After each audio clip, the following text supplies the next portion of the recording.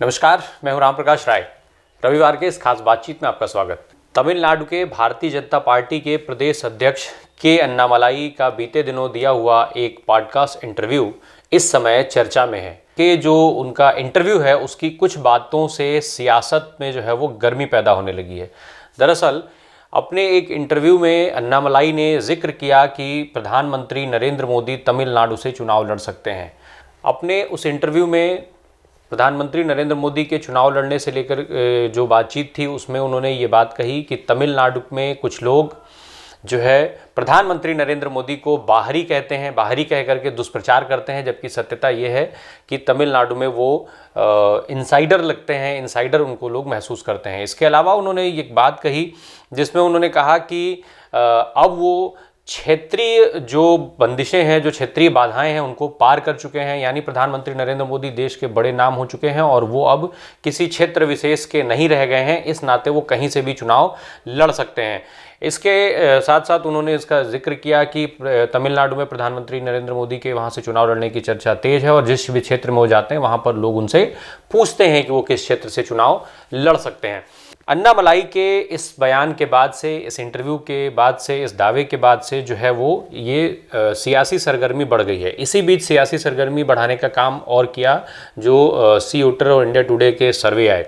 इस सर्वे में भारतीय जनता पार्टी की स्थितियां कई प्रदेशों में कमज़ोर दिखाई दी। इसी के साथ साथ जो दक्षिण के राज्य हैं उन राज्यों के हालात भी जो है वो भारतीय जनता पार्टी के अनुकूल नहीं है। हालांकि भारतीय जनता पार्टी का दक्षिण के राज्यों में पहले भी बेस नहीं रहा है। अभी हम आपको सिलसिलेवार आंकड़ों के साथ बताएंगे कि किस तरीके से दक्षिण की जो स्थिति है वहाँ पर भारतीय जनता पार्टी के संघर्ष वाली स्थिति किस तरीके से बनी रहती है। गए साल भारतीय जनता पार्टी ने जब अपने कार्यकारिणी की बैठक तेलंगाना में की थी तो उस समय भी हमने आपको बार बार ये बात कही थी कि भारतीय जनता पार्टी का साल 2024 में होने वाले लोकसभा चुनाव में सबसे ज़्यादा फोकस रहेगा दक्षिण के राज्यों पर। उसकी वजह थी हिंदी भाषी तमाम जो राज्य हैं वहाँ पर भारतीय जनता पार्टी कई मायनों में कमज़ोर हुई है। कई अलग अलग सियासी समीकरण बने हैं जिसकी वजह से भारतीय जनता पार्टी को जो है उम्मीद है ऐसा कि उसकी सीटें घट सकती हैं। वो अलग बात है कि भारतीय जनता पार्टी लगातार चुनाव की तैयारी में लगी हुई है, खुद को मजबूत करने में लगी हुई है।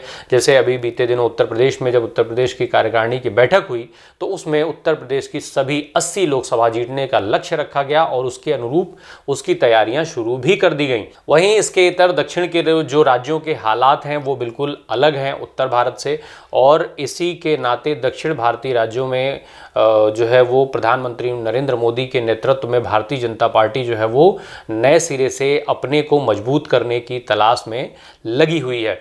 जब हम दक्षिण के राज्यों पर नज़र डालते हैं तो दक्षिण के राज्यों में 139 लोग जो है वो 129 लोकसभा की सीटें आती हैं, जिसमें जो दक्षिण के राज्य हैं आंध्र प्रदेश, कर्नाटक, केरल, तमिलनाडु और तेलंगाना, इसमें 129 सीटें लोकसभा की आती हैं। अगर हम पुडुचेरी को भी जोड़ लें, यूटी को, तो उसमें ये सीटें 130 हो जाती हैं। फिलहाल हम जो ये 5 स्टेट्स हैं उनको अगर हम देख रहे हैं तो इसमें 129 सीटों का एक बड़ा आंकड़ा लोकसभा चुनाव के मद्देनज़र उसमें दिखाई देता है, जिसमें आंध्र प्रदेश में लोकसभा की 25 सीटें हैं, कर्नाटक में 28 सीटें हैं, केरल में 20 सीटें हैं, तमिलनाडु में 39 और तेलंगाना में 17 सीटें हैं। अब जब हम इनके स्टेट्स में जब 2019 में जो लोकसभा के चुनाव हुए जब हम उन पर नज़र डालते हैं तो उसमें जो भारतीय जनता पार्टी की स्थिति रही वो बेहद शोचनीय है।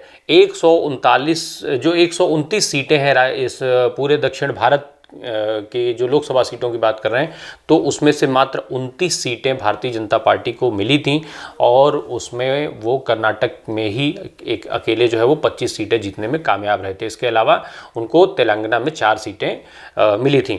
तो ये मिलाकर के 29 सीटें बनती हैं, जबकि 129 सीटों का बड़ा आंकड़ा दक्षिण भारत में है। जो अभी 100 सीटें ऐसी हैं जहां पर भारतीय जनता पार्टी के लिए एक बड़ा स्कोप भारतीय जनता पार्टी को दिखाई दे रहा है। इसी के मद्देनज़र ये सारी जो अभी ऊपर बातचीत हो रही थी जिसको जो हमने शुरुआत में अन्नामलाई का जिक्र किया वो अब इन सारे स्टेट्स में भी सबसे ज़्यादा फोकस तमिलनाडु पर बनता है। उस तमिलनाडु पर जो फोकस बनता है वो क्यों, उसकी वजह भी हमें भी आपको बताएंगे। फिलहाल हम स्टेट के आंकड़े आपको बता देते हैं एक बार। जो 2019 के लोकसभा चुनाव की स्थिति थी उसमें आंध्र प्रदेश में जो 25 लोकसभा की सीटें हैं उसमें वाईएसआर कांग्रेस के हिस्से में 22 सीटें गई थी, जो जगन मोहन रेड्डी वाली पार्टी है, और वो इसी के चलते वो लोकसभा में तीसरे नंबर की सबसे बड़ी पार्टी है।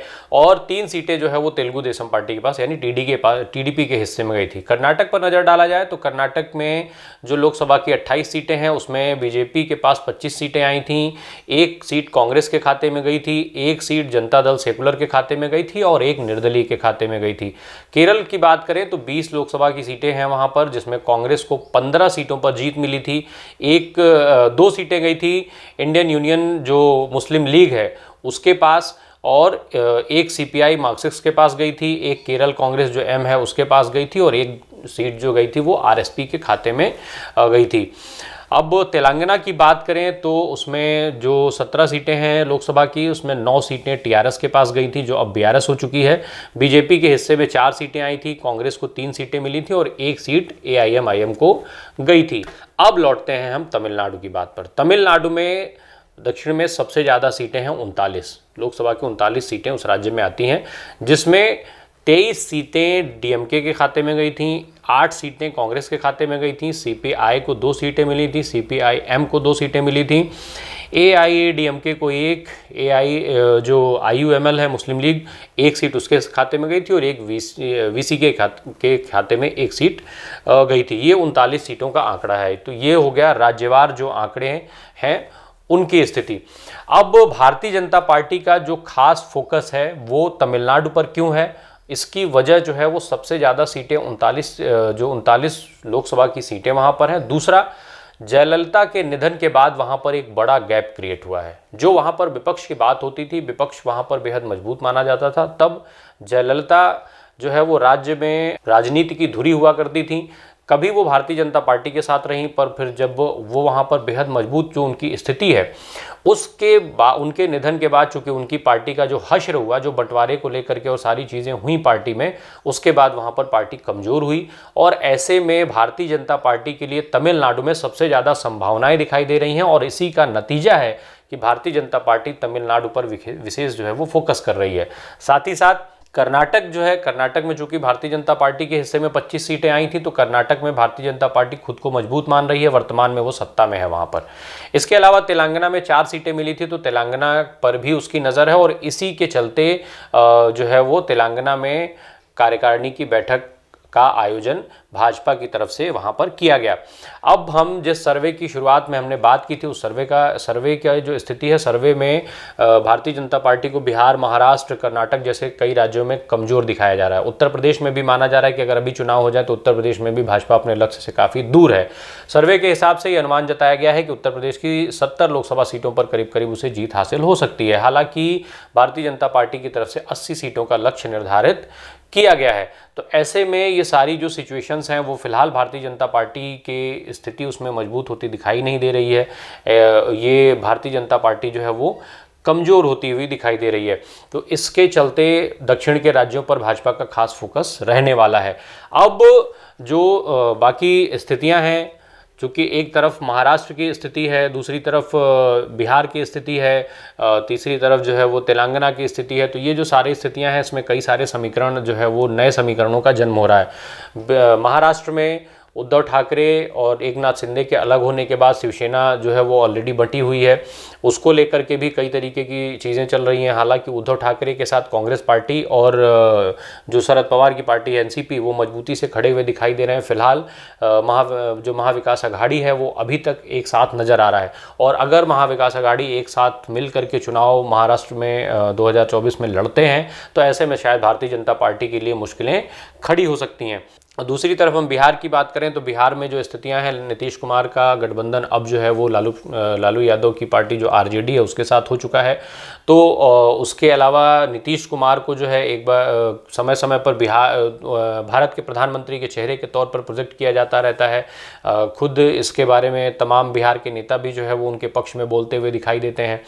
नीतीश कुमार को एक बड़े उस कैंपस पे एक बड़े कैनवस पर ये देखा जा रहा है कि वो प्रधानमंत्री पद के उम्मीदवार हो सकते हैं, और इसके लिए वो तमाम दूसरे दलों को अपने साथ जोड़ने की कवायद भी कभी कभी शुरू करते हुए दिखाई देते हैं। तो इस तरीके का भी एक समीकरण नया डेवलप हो रहा है।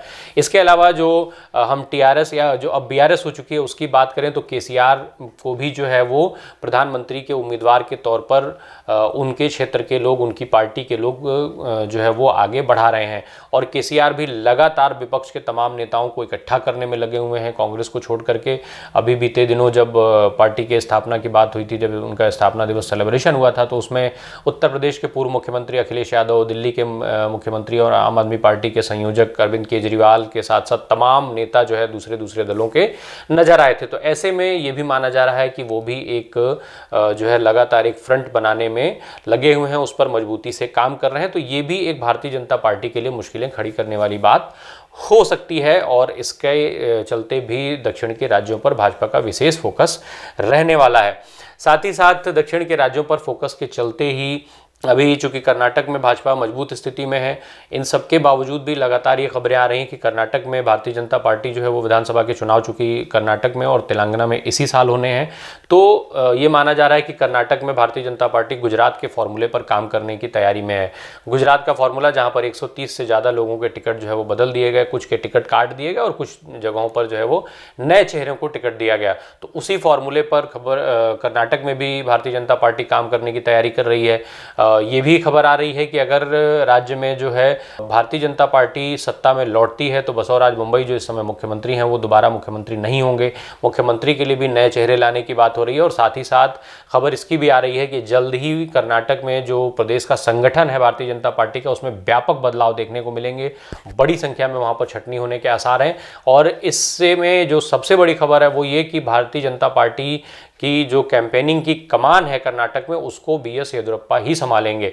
यानी 79 वर्ष की उम्र में भी बीएस येदियुरप्पा भारतीय जनता पार्टी के पूरे कमान की जो चुनावी कमान है उसका नेतृत्व करेंगे, और उन्हीं के हिसाब से भारतीय जनता पार्टी कर्नाटक में कैंपेन करेगी, खुद को मजबूत करने के लिए, सत्ता में वापसी करने के लिए। हालांकि अभी जो सर्वे की रिपोर्ट्स हैं उसके हिसाब से भाजपा वहाँ पर कमज़ोर होने के भाजपा के आसार हैं।